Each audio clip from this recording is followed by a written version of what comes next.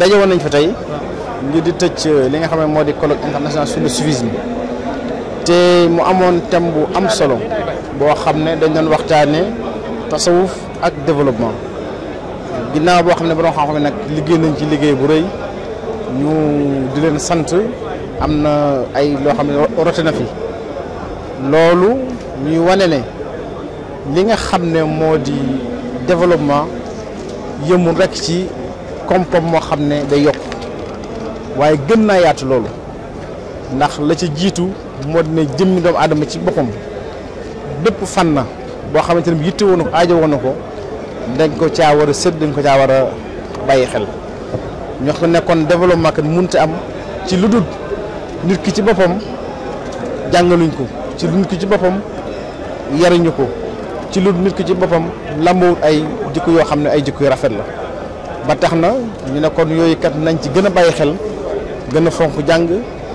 gën a fonk yar ñu ne itam nag li nga xamante ne bii moo di ak yokkute jaamu yàlla la ndaxte bu ñu fi suñu borom wàccee ngir ñu di ko jaamu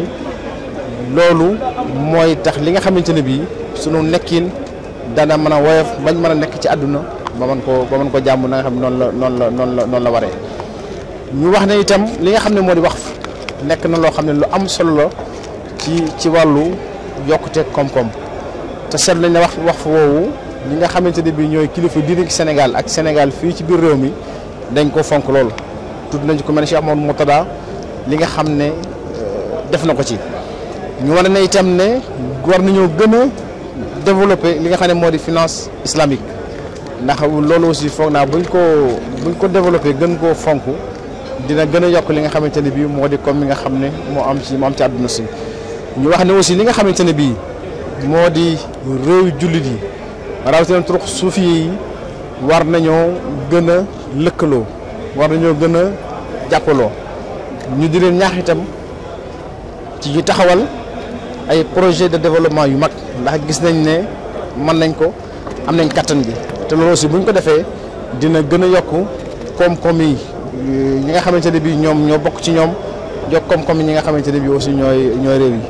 kon daal ci gàttal loolu mooy li nga xam ne mooy li fi rote dinañ ko tënk nag lépp ci ay téere ak mboolem conférence yi di sant rek mboolem ñi nga xamante ne bii ñoo fi dikkoon bokk ci participants yi jóge ci ay réew yu bari jóge ci biir réew mi jóge ci biir dëkk bi ñëpp di ay borom yi xam-xam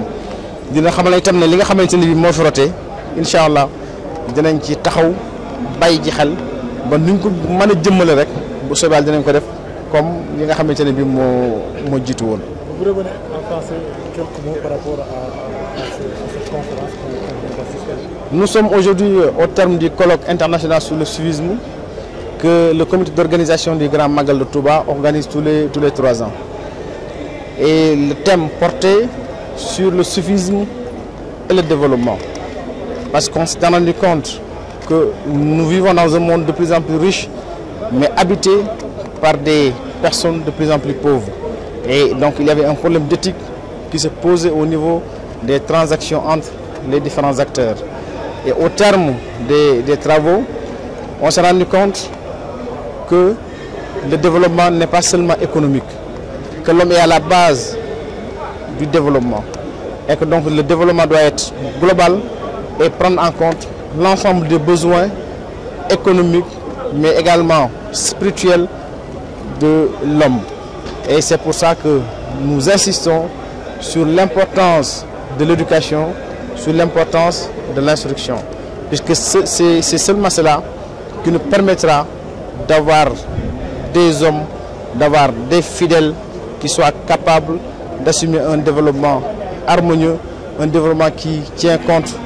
de l'humain. On s'est également rendu compte que le Waqf occupait une place extrêmement importante dans le développement. Et fort heureusement au Sénégal, nos grands chefs religieux, notamment Cheikh Mouhamadou Mourtada, a joué un très grand rôle. Donc de ce point de vue également, les confréries soufis jouent un rôle important dans le développement du pays. Et nous les incitons aussi, ces différentes confréries, à être plus solidaires, à être plus solidaires pour mettre en place des projets de développement puisqu'on s'est rendu compte qu'elles en ont les capacités.